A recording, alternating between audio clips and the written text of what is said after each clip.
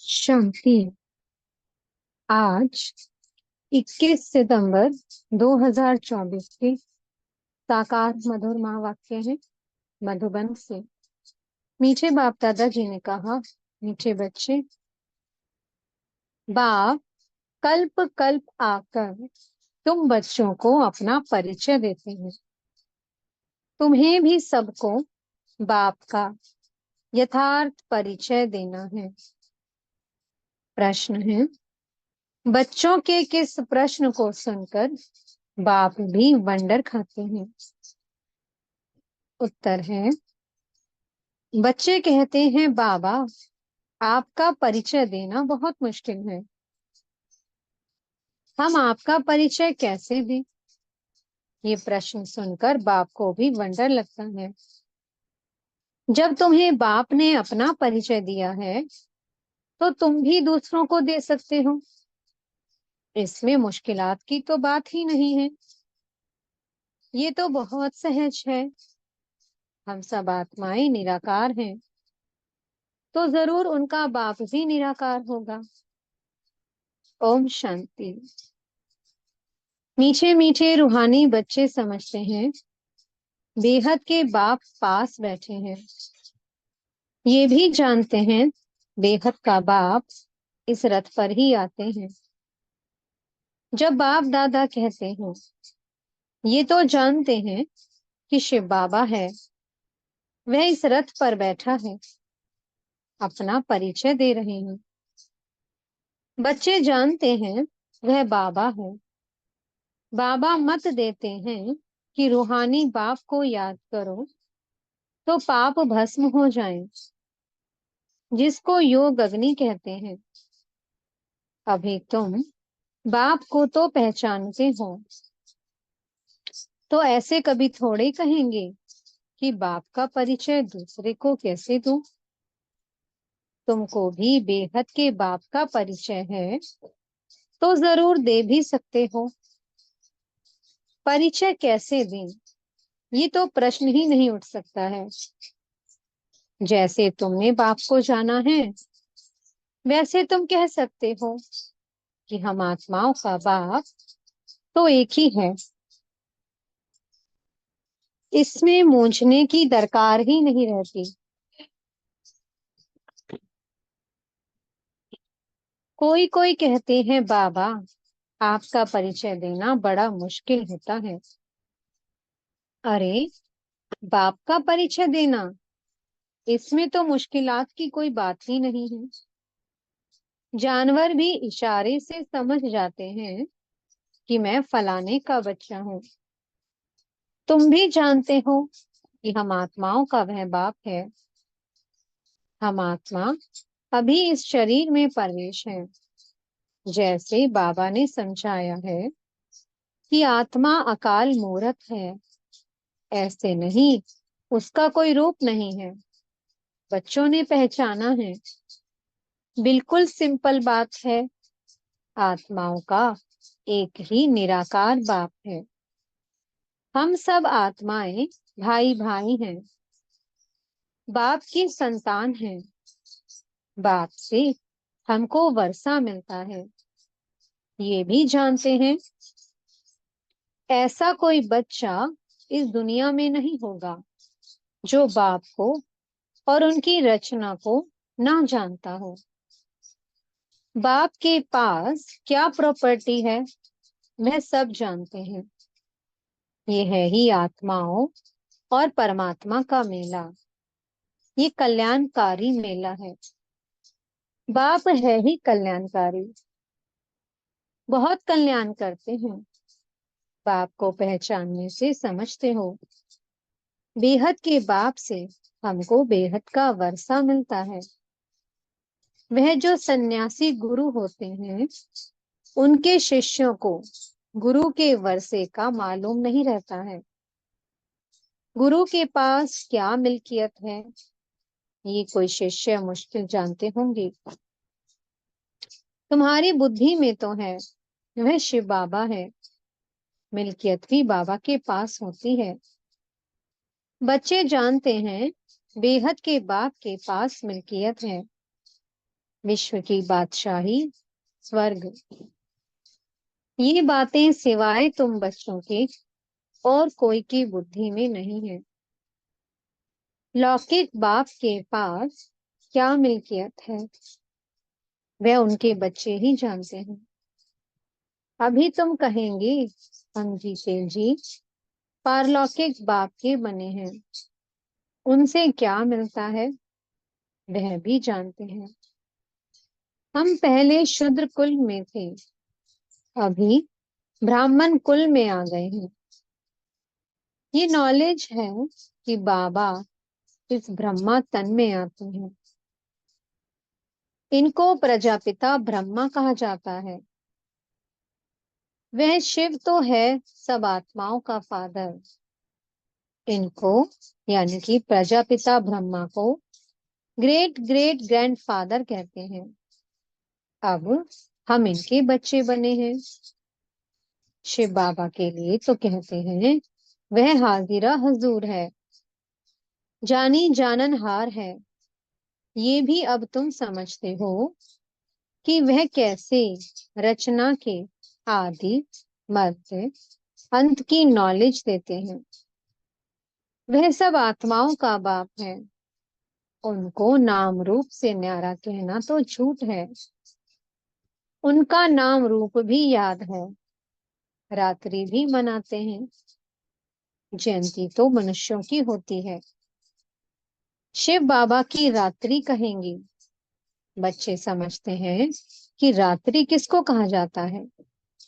रात में घोर अंधियारा हो जाता है। अज्ञान अंधियारा है ना। ज्ञान सूर्य प्रगटा, अज्ञान अंधेर विनाश। अभी भी गाते हैं परंतु अर्थ कुछ नहीं समझते। सूर्य कौन है, कब प्रगटा, कुछ नहीं समझते। बाप समझाते हैं ज्ञान सूर्य को ज्ञान सागर भी कहा जाता है। बेहद का बाप ज्ञान का सागर है। सन्यासी, गुरु गोसाई आदि अपने को शास्त्रों की अथॉरिटी समझते हैं। वो सब है भक्ति, बहुत वेद शास्त्र पढ़कर विद्वान होते हैं। तो बाप रूहानी बच्चों को बैठ समझाते हैं। इनको कहा जाता है आत्मा और परमात्मा का मेला। तुम समझते हो बाप इस रथ में आए हुए हैं। इस मिलन को ही मेला कहते हैं। जब हम घर जाते हैं तो वह भी मेला है। यहाँ बाप खुद बैठ पढ़ाते हैं। वह फादर भी है, टीचर भी है।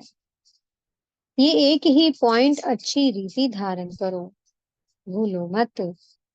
अब बाप तो है निराकार, उनको अपना शरीर नहीं है तो जरूर लेना पड़े तो खुद कहते हैं मैं प्रकृति का आधार लेता हूँ, नहीं तो बोलूं कैसे। शरीर बेगर तो बोलना होता नहीं। तो बाप इस तन में आते हैं। इनका नाम रखा है ब्रह्मा। हम भी शूद्र से ब्राह्मण बने तो नाम बदलना ही चाहिए। नाम तो तुम्हारे रखे थे परंतु उसमें भी अभी देखो तो कई है ही नहीं। इसलिए ब्राह्मणों की माला नहीं होती। भक्त माला और रुद्र माला गाई हुई है, ब्राह्मणों की माला नहीं होती। विष्णु की माला तो चली आई है। सूक्ष्म वतन में विष्णु को चार भुजा वाला दिखाया है। दो भुजा लक्ष्मी की, दो भुजा नारायण की। बाप समझाते हैं मैं धोबी हूँ। मैं योग बल से तुम आत्माओं को शुद्ध बनाता हूँ, फिर भी तुम विकार में जाकर अपना श्रृंगार ही गवा देते हो। बाप आते हैं सबको शुद्ध बनाने। आत्माओं को आकर सिखलाते हैं तो सिखलाने वाला जरूर यहाँ चाहिए ना। पुकारते भी हैं आकर पावन बनाओ। कपड़ा भी मैला होता है तो उनको धोकर शुद्ध बनाया जाता है। तुम भी पुकारते हो हे पतित पावन बाबा, आकर पावन बनाओ। आत्मा पावन बने तो शरीर भी पावन मिले। तो पहली पहली मूल बात होती है बाप का परिचय देना। बाप का परिचय कैसे दें, ये तो प्रश्न ही नहीं पूछ सकते।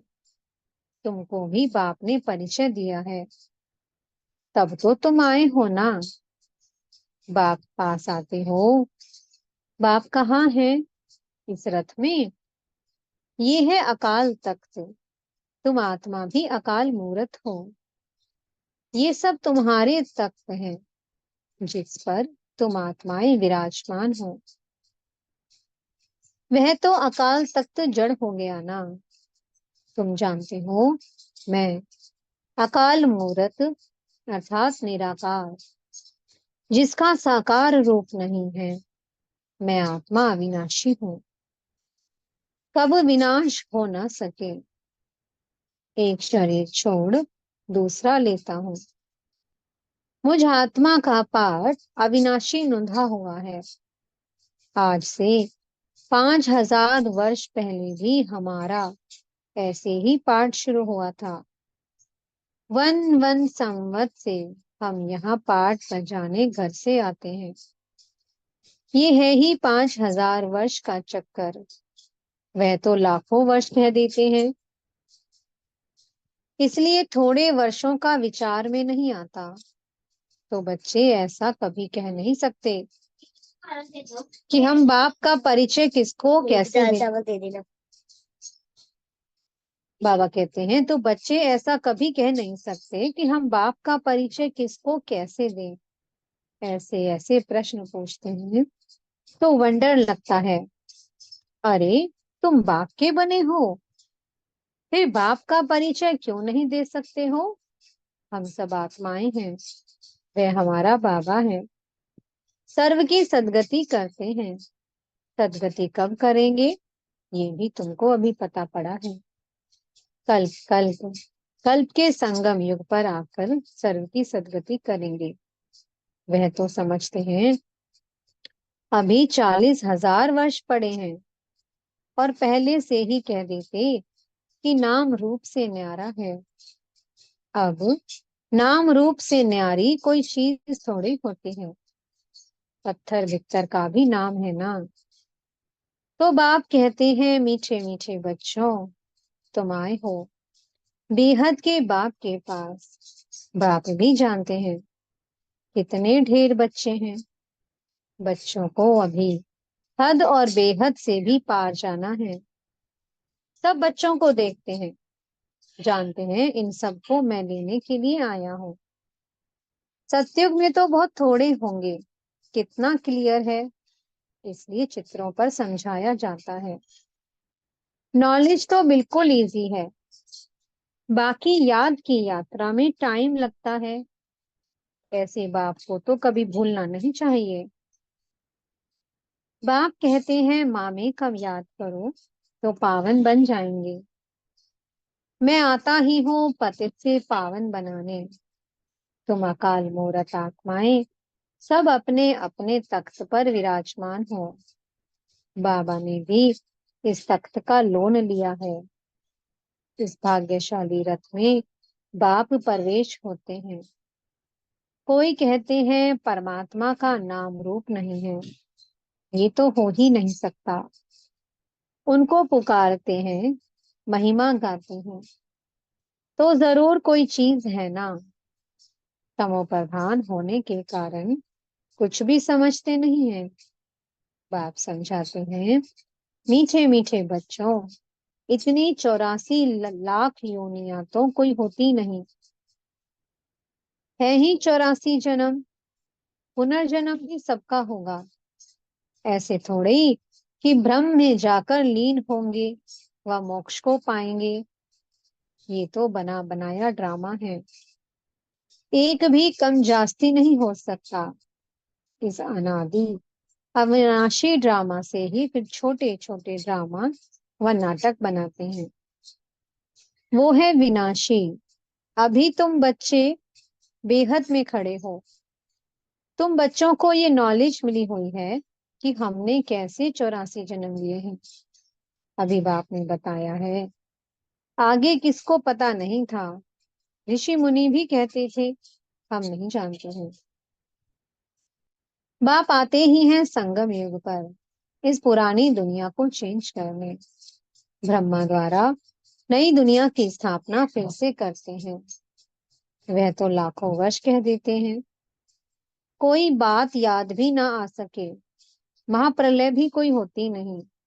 बाप राजयोग सिखलाते हैं, फिर राजाई तुम पाते हो। इसमें तो संशय की कोई बात ही नहीं है। तुम बच्चे जानते हो, पहले नंबर में सबसे प्यारा है बाप, फिर नेक्स्ट प्यारा है श्री कृष्ण।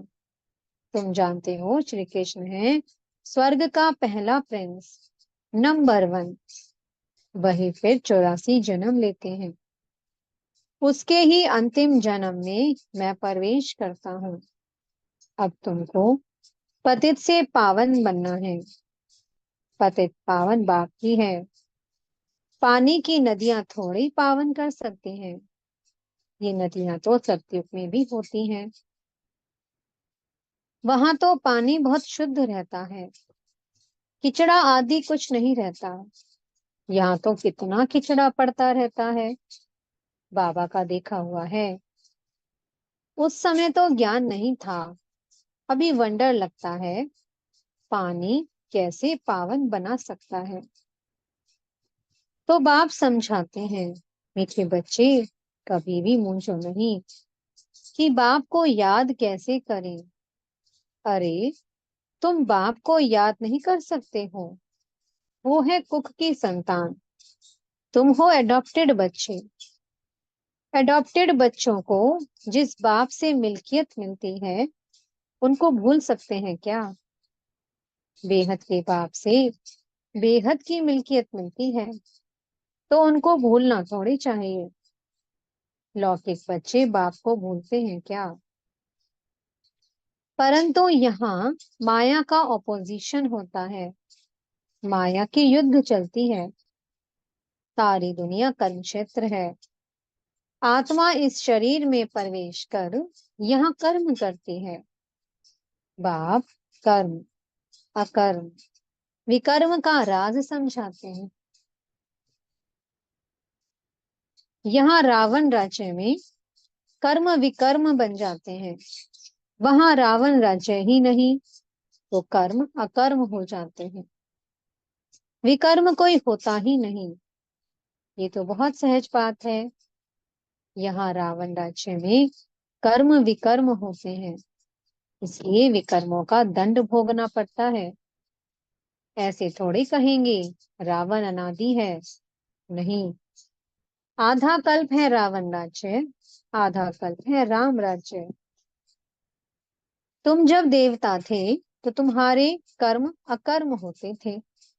अब ये है नॉलेज। बच्चे बने हो तो फिर पढ़ाई भी पढ़नी है, बस। फिर और कोई धंधे आदि का ख्याल भी नहीं आना चाहिए। परंतु गृहस्थ व्यवहार में रहते धंधा आदि भी करने वाले हैं, तो बाप कहते हैं कमल फूल समान रहो। ऐसे देवता तुम बनने वाले हो। वो निशानी विष्णु को दे दी है, क्योंकि तुमको शोभेगा नहीं, उनको शोभता है। वही विष्णु के दो रूप लक्ष्मी नारायण बनने वाले हैं। वो है ही अहिंसा, परमो देवी देवता धर्म। ना कोई विकार की काम कटारी होती, ना कोई लड़ाई झगड़ा आदि होता है। तुम डबल अहिंसक बनते हो।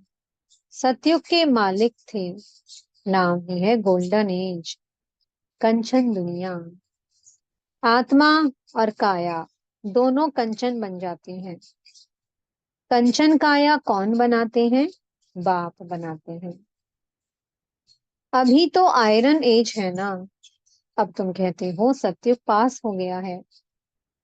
कल सतयुग था ना, तुम राज्य करते थे। तुम नॉलेजफुल बनते जाते हो। सब तो एक जैसे नहीं बनेंगे। अच्छा, मीठे मीठे सी की लदे बच्चों प्रति माता पिता बाप दादा का याद प्यार और भटकौने रूहानी बाप के रूहानी बच्चों को नमस्ते। हम रूहानी बच्चों की मीठे रूहानी बाप दादाजी को बहुत बहुत याद प्यार, गुड मॉर्निंग और नमस्ते। धारणा के लिए मुख्य सार है। पहला पॉइंट, मैं आत्मा अकाल तख्त नशीन हूँ, इस स्मृति में रहना है।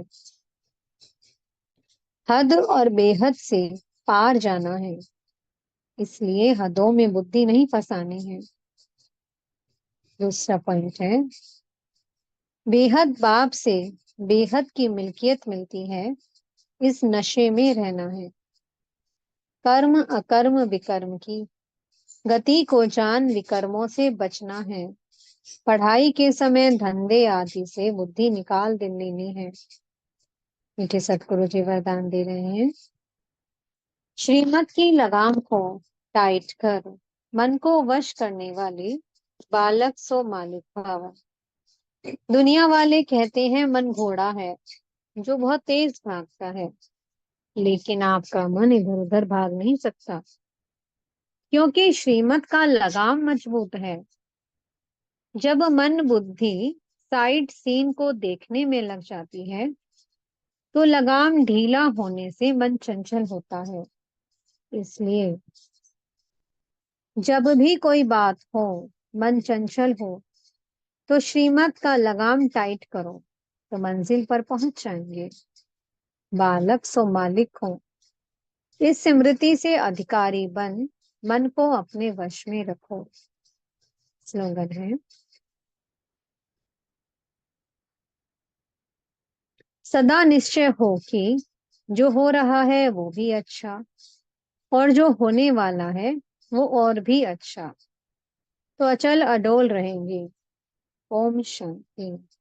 बहुत बहुत शुक्रिया प्यारे प्यारे हमारे मीठे मीठे बाप दादा जी का। ओम शांति।